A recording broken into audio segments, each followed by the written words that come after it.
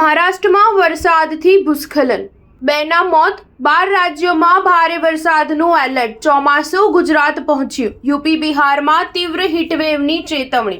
દેશમાં ઉનાળાની સાથે સાથે અનેક રાજ્યોમાં વરસાદ પણ જોવા મળી રહ્યો છે. હવામાન વિભાગે 12 રાજ્યોમાં ભારે વરસાદનું એલર્ટ જાહેર કર્યું છે. આ રાજ્યોમાં પશ્ચિમ બંગાળ, સિક્કિમ, આસામ, મેઘાલય, અરુણાચલ પ્રદેશ, નાગાલેન્ડ, મણિપુર, મિઝોરમ, ત્રિપુરા, કેરળ, કર્ણાટક અને તેલંગાણાનો સમાવેશ થાય છે. ચોમાસાના કારણે ગોવા અને મહારાષ્ટ્રમાં પણ વરસાદ જોવા મળી રહ્યો છે. ચોમાસાના કારણે છેલ્લા 24 કલાકમાં ગોવા, મહારાષ્ટ્રમાં ભારે વરસાદ થયો છે.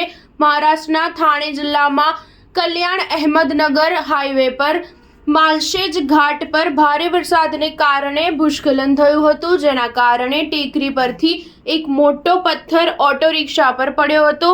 અકસ્માતમાં કાકા ભત્રીજાના મોત થયા હતા. મૃતકોના નામ રાહુલ બબન ભાલેરાવ અને સચિન ભાલેરાવ છે. ગુજરાતમાં પણ ચોમાસું અપેક્ષિત સમયના 4 દિવસ પહેલા પહોંચી ગયું છે. આજે રાજ્યના દરેક જિલ્લામાં વરસાદ પડી શકે છે. આ સિવાય મધ્યપ્રદેશ, છત્તીસગઢ, બિહાર, ઝારખંડ અને ઓડિશામાં હળવા વરસાદની સંભાવના છે. બીજી તરફ ઉત્તર ભારતના અનેક રાજ્યોમાં આકરી ગરમી પડી રહી છે. હવામાન વિભાગે ઉત્તર પ્રદેશ, બિહાર અને ઝારખંડમાં તીવ્ર હીટવેવનું એલર્ટ જાહેર કર્યું છે.